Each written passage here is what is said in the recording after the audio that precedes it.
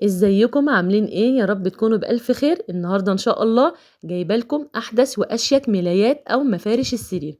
النهاردة بقى هتقدري تنقي القماش اللي يريحك، اللي هو طبعا قطن 100%، وتصممي الملاية او المفرش اللي على مزاجك. تصميمات حلوة جدا يا جماعة، وزي ما انتوا شايفين في غاية الرقة والشياكة.